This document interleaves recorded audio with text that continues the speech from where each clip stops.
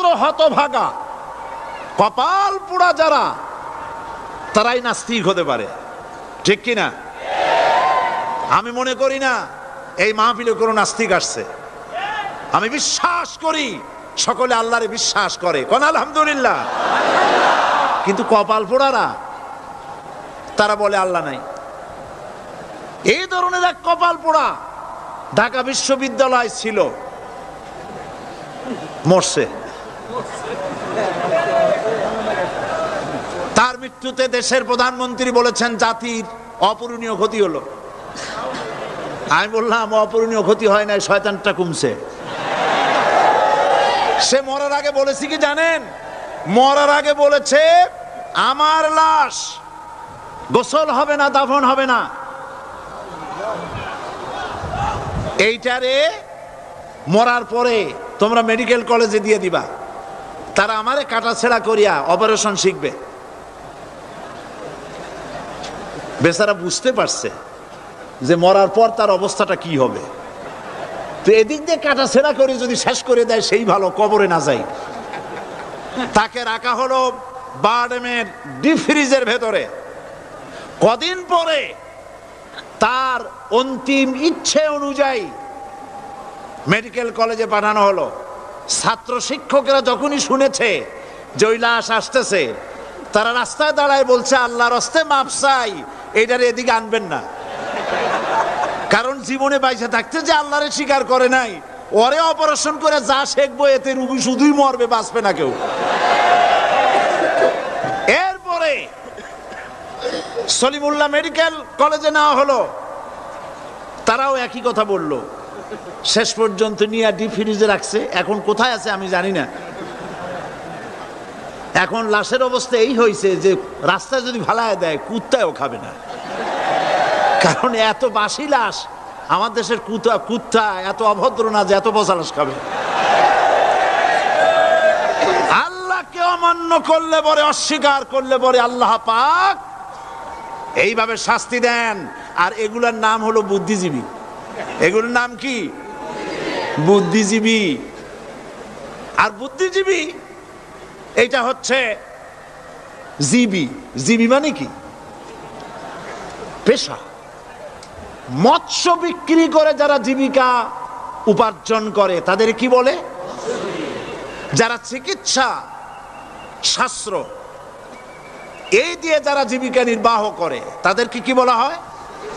যারা আইন ব্যবসা করে, আইন ব্যবসা করে জীবিকা নির্বাহ করে তাদের কি বলা হয়? যারা কৃষি পণ্য উৎপাদন করে জীবিকা নির্বাহ করে তাদেরকে কি বলে? আর যারা বুদ্ধি বিক্রি করে ভারতের পা চাটা গোলামি করে তাদের কি বলে? এই কোরআন শরীফে কিন্তু কোথাও বুদ্ধির কথা নাই, সব আছে জ্ঞানের কথা। কোরআন শরীফে কি আছে? কোথাও বুদ্ধির কথা নাই, সব জায়গায় জ্ঞানের কথা। কোরআন শরীফে কি এ কথা আছে হে আল্লাহ তুমি আমার বুদ্ধি বাড়ায় দাও? আছে?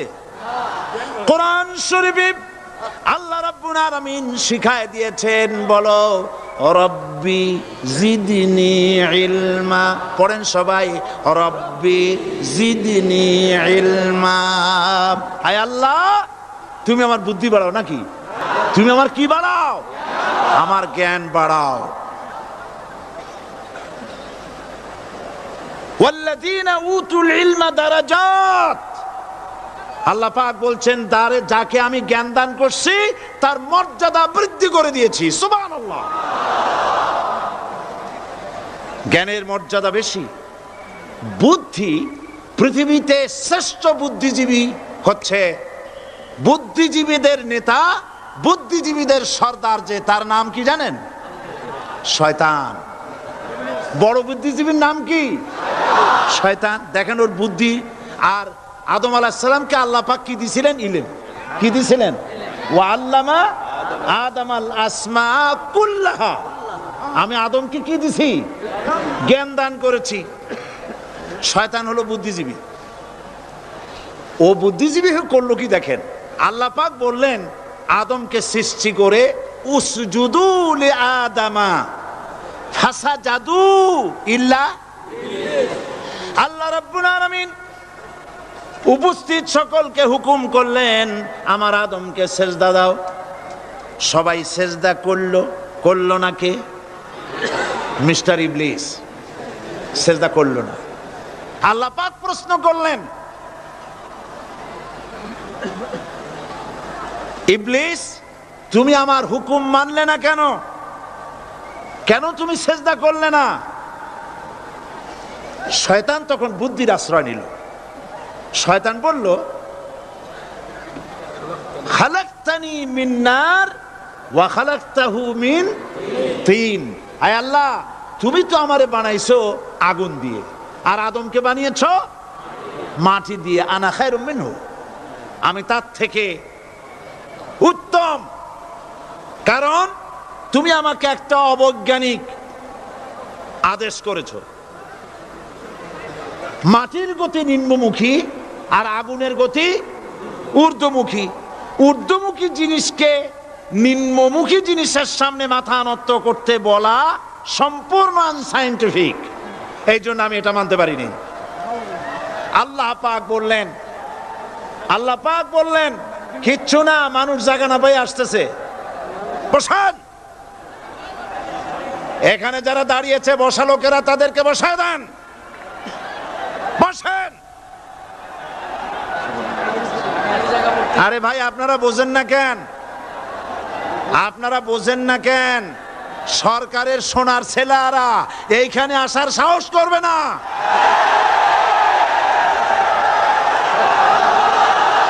জায়গা পায় না।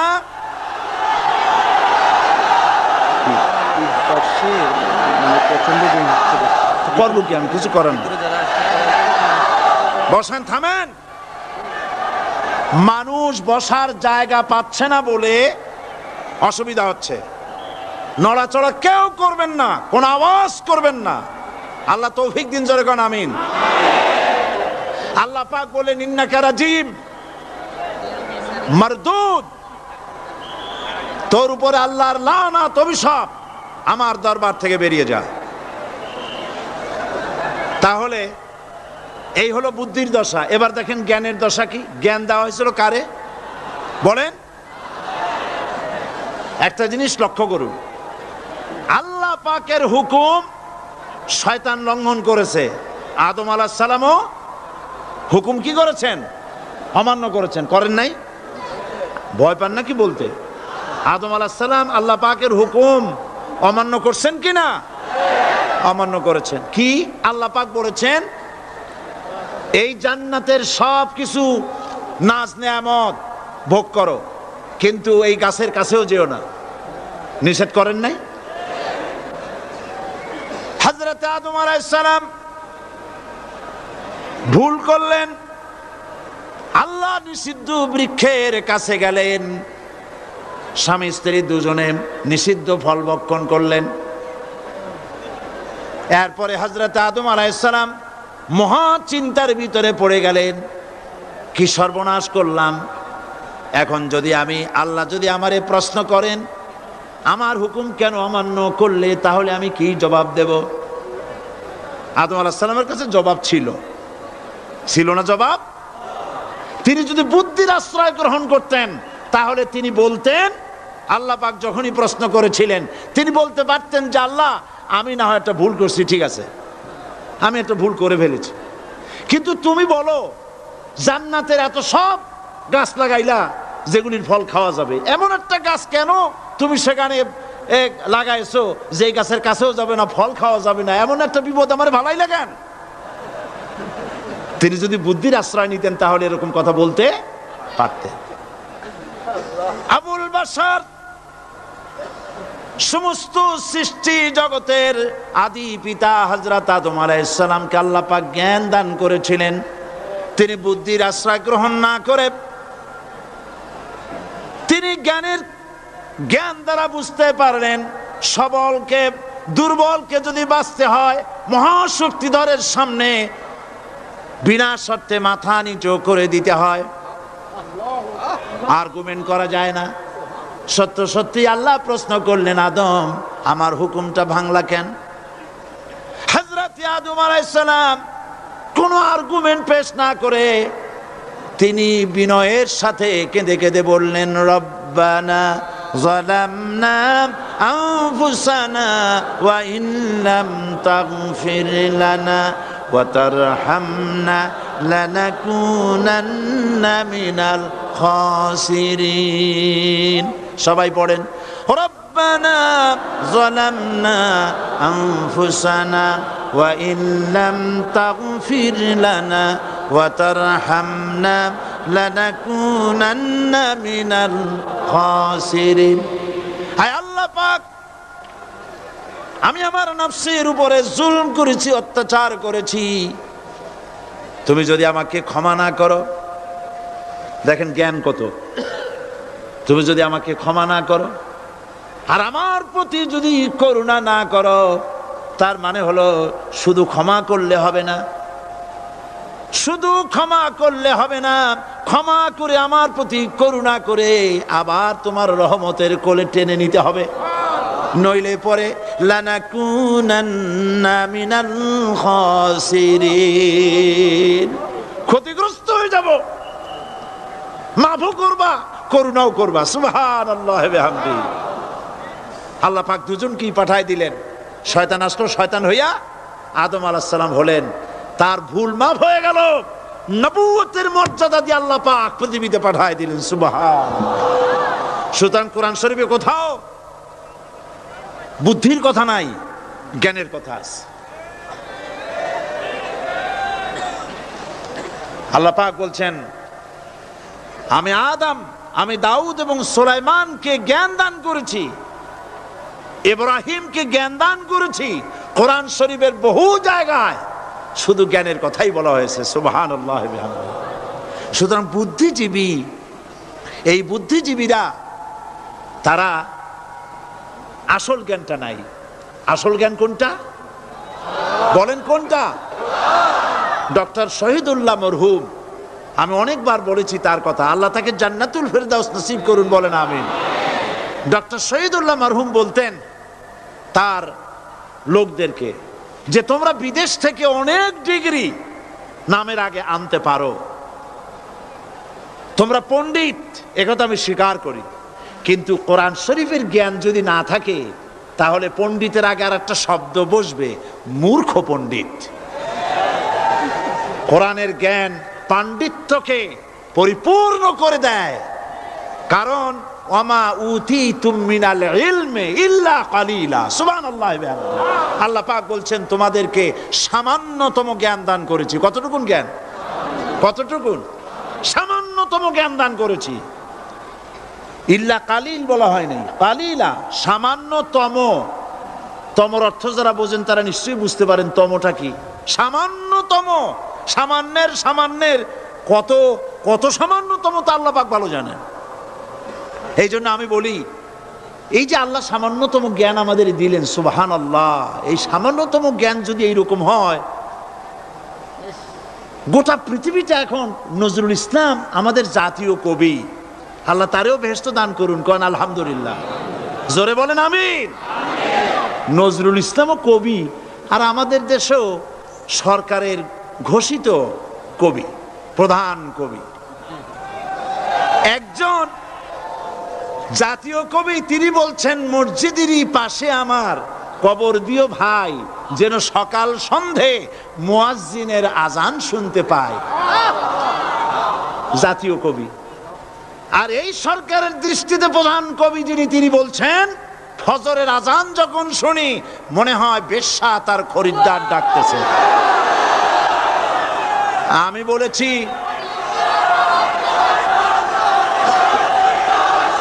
বলেছি এটা তো তুমি শুনবাই, কারণ ছাত্র জীবন থেকে ওই আওয়াজ শোনার যাদের অভ্যেস, বুড়া হইছে এখনো বেশ্যার আওয়াজ ছাড়া আর কানে কিছুই আসে না।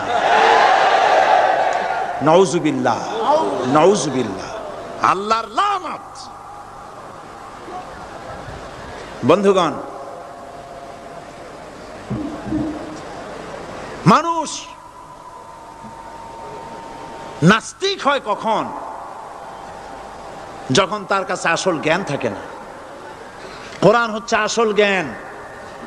কাজী নজরুল ইসলাম বলেছেন, আজ থেকে কত বছর আগে বিশ্ব নিখিল দেখব আমি আপন হাতের মুঠায় পুরে। আজকে পৃথিবী আপনার মুঠায় আসছে না? উনি দেখে যান নাই, কিন্তু আসছে কিনা? আজকের পৃথিবীর নাম হয়েছে গ্লোবাল ভিলেজ। গোটা পৃথিবী এখন একটা পল্লী। আমেরিকার নির্বাচনের ফলাফল আমরা এখানে বসে দেখতেছি, দেখতেছেন কিনা? আমেরিকা একটা প্যাচ লাগিয়ে গেছে না? কালকে বলছি আমেরিকায় তো এরকমের বাংলাদেশি প্যাচ লাগা উচিত ছিল না, কিন্তু প্যাচটা লাগলো কেন? আমার মনে হয় যে আমাদের দেশের সরকার প্রধান বারবার যাওয়াতে এই রোগ ওখানেও সংক্রামিত হয়েছে।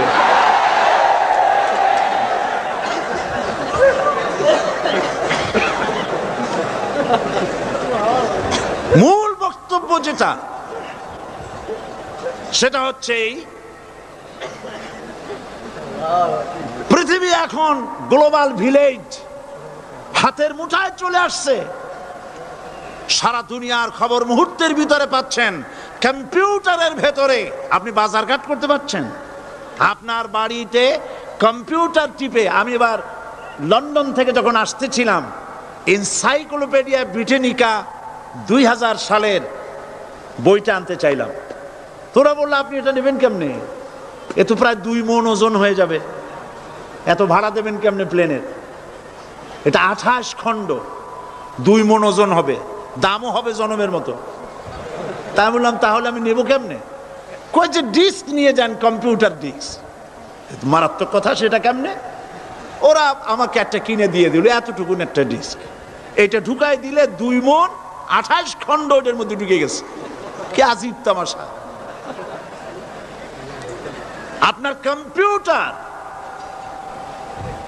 কে নাকি প্রশ্ন করেছিল যে বর্তমান যুগ তো কম্পিউটারের যুগ, ভবিষ্যতের যুগ কি হবে? যে জবাবে বলেছে ভবিষ্যৎ হবে বেশি কম্পিউটারের যুগ।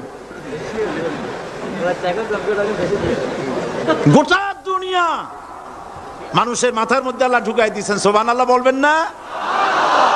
বিজ্ঞানের আবিষ্কার দেখে যারা কোরআন জানে না, বিজ্ঞানের প্রতি আকৃষ্ট হয়ে তারা মনে করে বিজ্ঞান বুঝি সব না। বিজ্ঞানের আবিষ্কার যত বাড়বে, কোরআন বোঝা তত সহজ হবে। তাও সুবহানাল্লাহ কইতে ইচ্ছা করে না? বিজ্ঞানের আবিষ্কার যত বাড়বে, কিয়ামত পর্যন্ত পৃথিবীর বিজ্ঞানীরা কোরআনের সামনে ভিক্ষুকের মতো 2টি হাত পেতে দাঁড়িয়ে থাকবে। কারণ ইয়াসিন ওয়াল কোরআনিল হাকিম, এটা বিজ্ঞানময় কোরআন। জোরে বলেন সুবহানাল্লাহ। বিজ্ঞান দিয়ে ভরা, সুবহানাল্লাহ। আমি অবাক হই, আল্লাহ বলছেন ওমা উতীতুম মিনাল ইলমি ইল্লা কালিলা, সামান্যতম জ্ঞান দিছি। যখন আমি পাথফাইন্ডারের কথা শুনলাম, মঙ্গল গ্রহে গেছে 8 মাস সময় লাগলো, প্রতি মিনিটে 1600 মাইল গতিবেগে, প্রতি মিনিটে 1600 মাইল গতিবেগে 8 মাস পথ অতিক্রম করে মঙ্গল গ্রহে অবতীর্ণ করলো পাথফাইন্ডার। পর্দাটা ফেটে গেল, ছোট্ট 10 কেজি ওজনের একটা গাড়ি বেরিয়ে এলো, 4 চাকার একটা গাড়ি। ওর মধ্যে পাওয়ারফুল ক্যামেরা ট্যামেরা আরো কি কি ছিল, সেটা ওখান থেকে ফটোগুলি ক্যাচ করছে আর ট্রান্সমিট করে দিচ্ছে নাসায়। সেখানে বিজ্ঞানীরা বসে দেখতেছে পৃথিবীর মাটি থেকে 49 কোটি কিলোমিটার দূরে মঙ্গল গ্রহের ছবি ওখান থেকে আসতেছে। এক পর্যায়ে বিজ্ঞানীরা তারা দেখতে পেল যে এই পাথফাইন্ডারটা চলতে গিয়ে একটা পাথরের সাথে ধাক্কা লেগে কাইট হয়ে পড়ে গেছে। এখন এটা কাইট হয়ে পড়ে গেছে, এখন তো তার ফাংশন বন্ধ হয়ে গেছে। বিজ্ঞানীরা মাটির পৃথিবীতে বসে কম্পিউটার মনিটরিং করে 49 কোটি কিলোমিটার দূরের কাইট হয়ে পড়ে যাওয়া পাথফাইন্ডারকে সোজা করে দিল। আমি চিন্তা করি, আল্লাহ পাক বলছেন ওমা উতীতুম মিনাল ইলমি ইল্লা কালিলা, তোমাদের সামান্যতম জ্ঞান দিছি। এই যদি হয় সামান্যতম জ্ঞান, আমার আল্লাহর জ্ঞান কত বড়! এ হচ্ছে আমার আল্লাহ, সুবহানাল্লাহ বলেন। এই হচ্ছে আমার আল্লাহ।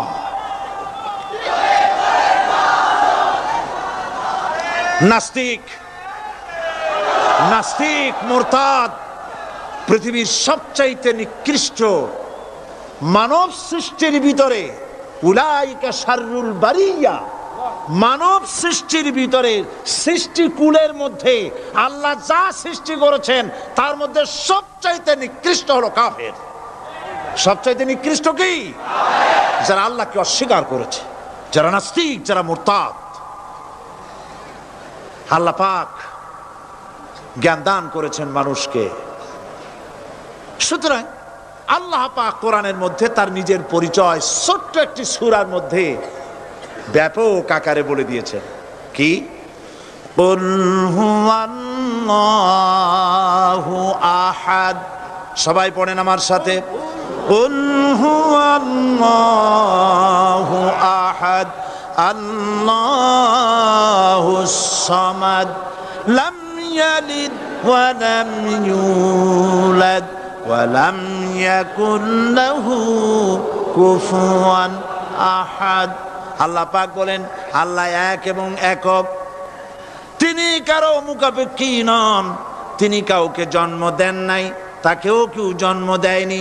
আকাশ আর জমিনে আল্লাহর সমকক্ষ কেউ নাই।